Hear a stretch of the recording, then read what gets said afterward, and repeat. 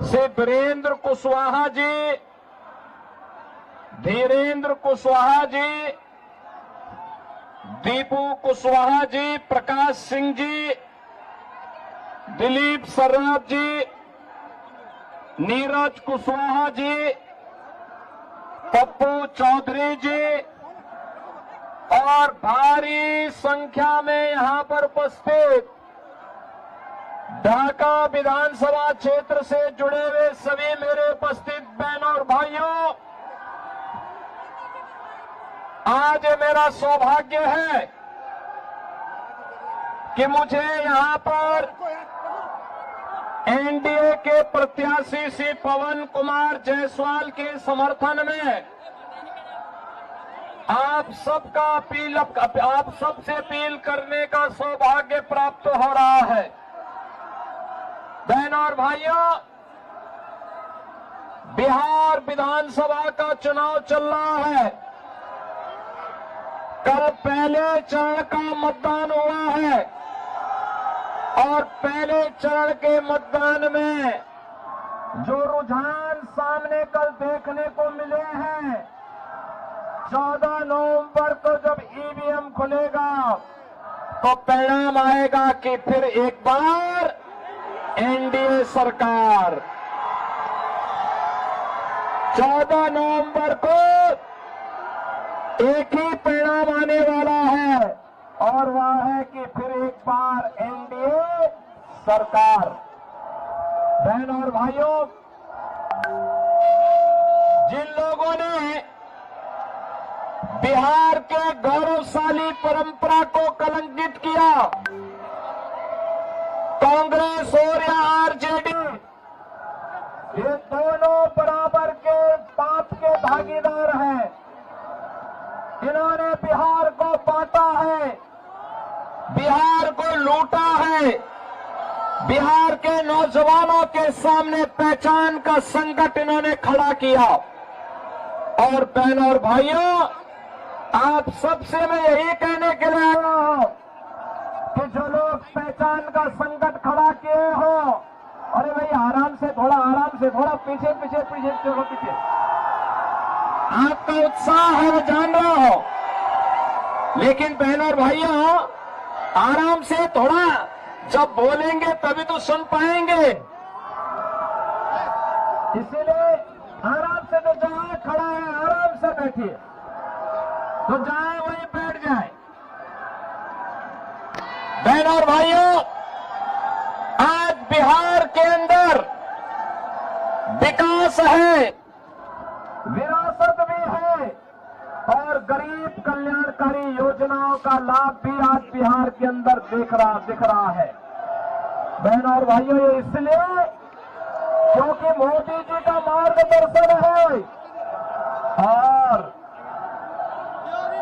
नीतीश बाबू के नेतृत्व में बिहार अच्छी सड़कें दे रहा है, बिहार के अंदर बिजली है, बिहार के अंदर पानी है, बिहार के अंदर इंजीनियरिंग कॉलेजेस हैं, बिहार के अंदर मेडिकल कॉलेजेस हैं, बिहार के अंदर आज वो सब कुछ है जो बिहार को एक नई पहचान दिला रहा है। बहनों और भाइयों, बिहार के विकास की इस यात्रा को आगे बढ़ाने के लिए, एक स्वर्णिम बिहार बनाने के लिए फिर से एनडीए की सरकार आवश्यक है। और सरकार के लिए आवश्यक है कि मोदी जी के नेतृत्व में जैसे भारत के अंदर विरासत का सम्मान हुआ है, विरासत को आगे बढ़ाने का कार्य हुआ है। याद करिए, यूपी के अंदर डबल इंजन की भाजपा की सरकार है और परिणाम है अयोध्या में राम मंदिर का, भव्य मंदिर का निर्माण हो गया है। ये कांग्रेस आरजेडी तो ये ढाका क्षेत्र को घुसपैठियों का यहां पर एक केंद्र बना करके अराजकता पैदा करना चाहते हैं। बहनों और भाइयों, हमें इस क्षेत्र में अराजकता पैदा नहीं कर नहीं होने देनी है। बिहार की सुरक्षा में सेंध नहीं लगाने देनी है। अयोध्या में राम मंदिर के निर्माण के दौरान बिहार का जब राम भक्त जाता था, कार सेवक जाता था, कांग्रेस की सरकार कहती थी न्यायालय में कि राम तो है ही नहीं। आरजेडी राम मंदिर की रथ यात्रा को रोकता था। इनका पार्टनर समाजवादी पार्टी उत्तर प्रदेश के अंदर राम भक्तों पर गोली चलाती थी, लेकिन जब मोदी जी के नेतृत्व में उत्तर प्रदेश के अंदर एनडीए की सरकार बनी तो बहनों और भाइयों अब अयोध्या में राम मंदिर है। कांग्रेस के समय में हम बोलते थे कि राम लला हम आएंगे मंदिर वहीं, राम लला हम आएंगे मंदिर वहीं, लाठी गोली खाएंगे मंदिर वहीं, और आखिर राम मंदिर का निर्माण हो गया ना। ये बीजेपी और एनडीए ही कर सकती है। अगर हमने ये मंदिर का निर्माण किया है, याद करना, मंदिर का निर्माण किया है अयोध्या में, तो सीतामढ़ी में माता जानकी का भी भव्य मंदिर के निर्माण का कार्य आगे बढ़ा दिया है। आज बिहार के साथ साथ पूरे देश के अंदर 80 करोड़ लोग राशन की सुविधा का लाभ प्राप्त कर रहे हैं। आज बहनों और भाइयों 50 करोड़ लोगों को 5 लाख रुपए की स्वास्थ्य की मुफ्त सुविधा प्राप्त हो रही है। 46 करोड़ लोगों के बैंक में खाते खुल गए हैं। 12 करोड़ गरीबों के घर में शौचालय, 12 करोड़ अन्नदाता किसानों को किसान सम्मान निधि का लाभ, 10 करोड़ गरीबों के घर में रसोई गैस का कनेक्शन, 4 करोड़ गरीबों के मकान और 3 करोड़ लोगों को फ्री में बिजली के कनेक्शन, ये मोदी जी के नेतृत्व में एनडीए सरकार ने दिया है। बहनों और भाइयों, विरासत भी है, विकास भी है और गरीबों का कल्याण भी। और ये तब हो पाया है जब एकजुट होकर के आप सबने मोदी जी का सहयोग किया है, समर्थन किया है। और मैं तो आपसे कहने के लिए आया हूं, स्वर्णिम बिहार के लिए बंटना नहीं है, बटेंगे तो